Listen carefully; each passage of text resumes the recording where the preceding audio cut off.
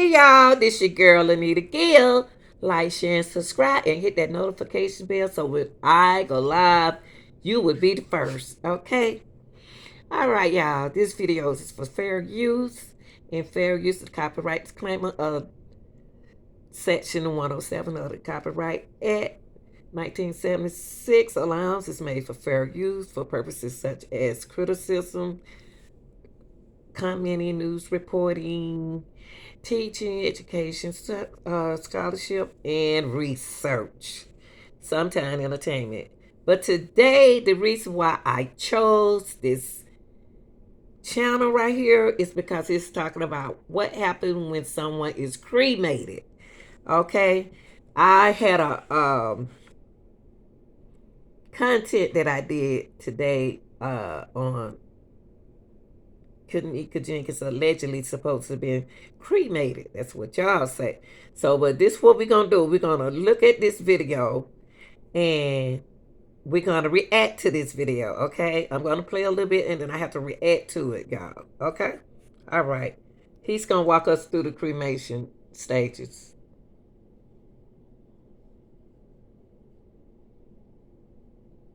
To be as present as they want to be when we have a cremation. Often they will bring they'll have their loved one brought right here to be viewed right here in this room so that they can kind of say their goodbyes. But also, we have our families that want to be present all the way through.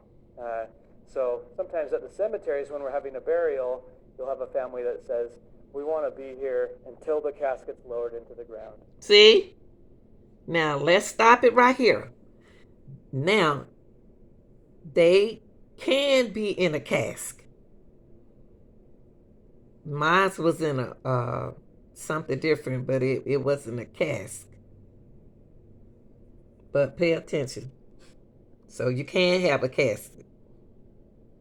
And so you have those same families that when we're serving the cremation families, they want the same process. They want to be involved as long as they can. And so as you can see, Nate, we have our crematory in view right here. The families can actually be standing here as their loved one is placed for cremation.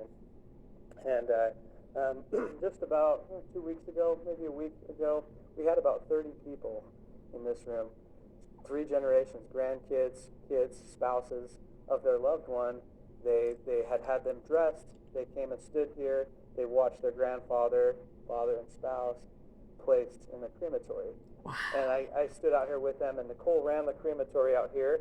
And it was very rewarding and therapeutic for them to be able to.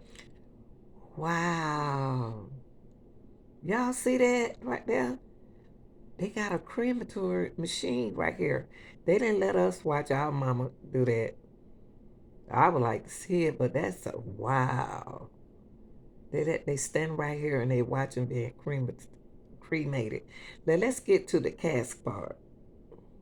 Be here. You know, they hugged and they cried, and you could tell it was an experience they wouldn't have had they just said, oh, we're just going to have Dad cremated, we'll come pick up the urine next week. Once the crematory is ready to be turned on, the family can actually turn on our crematory from this room if they decide to. This is the main room of the backside of the cremation center. And so this is kind of where, you know, everything starts, everything finishes. This is our body lift. This is obviously, the machine is called a retort, and obviously we can't physically put the bodies in ourselves, and so this actually helps us once we place the deceased in what's called a cremation container. This actually allows us to raise up the body and put it to the level of the retort door that allows us to put it inside. So then once we're able to place them inside, that's when we can close the door and start the process of the cremation. We actually have a computer over here that monitors every aspect of the cremation, as far as like temperatures. We have the name of the deceased on the computer screen when we have someone in the retort, so that we always know who is in the retort at the time. We have different settings based on the size of the person, because sometimes there is a little bit different setting that needs to be done based on a smaller or larger body. We do also use this as a preheat because sometimes we can actually turn it on first before we place the body inside, and it has to reach a temperature of 1500 degrees before we're able to actually load the deceased inside. And so once we're able to get to that temperature can vary once the cremation started from 1500 degrees even up to 2000 degrees during the process of the cremation. And any cremation can take anywhere from 2.5 to 3.5 hours, depending on the size of the person. Okay, now that y'all see what a cremation go through. Now let me skip it and see, do they have a cask? How do they do theirs? It's a urn or something like that you put the ashes in. But let's see some. Basically look for any metal, so hip implants, knee implants, anything like that. What is a beautiful woman like you doing in a place like this? It is so much better now.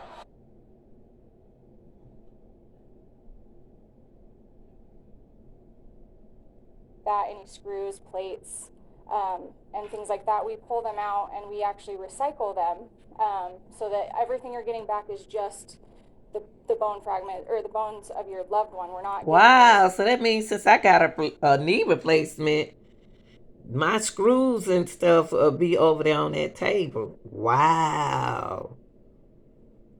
The metal or anything like that. So we take that all out, and it's then placed in here to process it down to the consistency that most people are familiar with when it comes to cremated remains. And then we just fill whatever it comes down to as far as the urn, pendants, urns, things like that. Once we have it at that point. Yeah, that's what they call an urn, y'all. That's what you put the ashes in. That's what comes home to you as a loved one. Technology is pretty amazing on these crematories. The smoke is colorless. It's meant to be colorless. Okay, I don't want to hear that. Let me see some. Yeah, trying to see what he was talking about. Cask.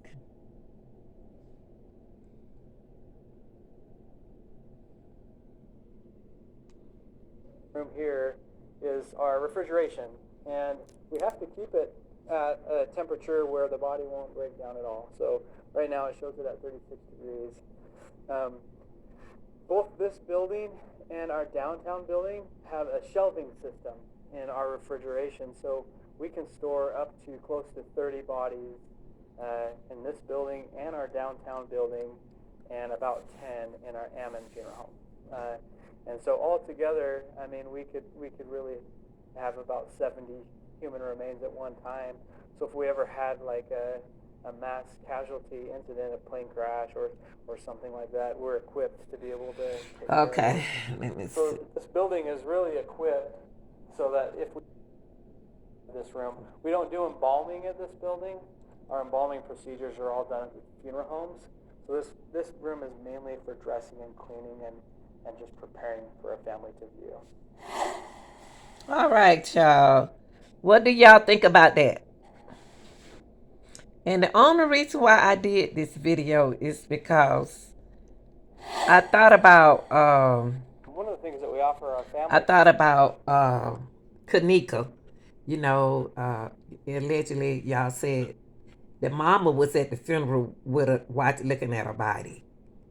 But allegedly you all said she was cremated. So I don't know, was she cremated or was she buried like that? But when you go to the funeral home, they in an urn, urn like that girl was saying right there. Well, I hope this answers some of y'all questions. What they do during the cremation. So the cremation wouldn't have been at the funeral if it was a cremation. So allegedly she must have had a funeral. You know what I mean? And we had a memorial service for my mom. She was cremated. So she didn't have a grave site, you know.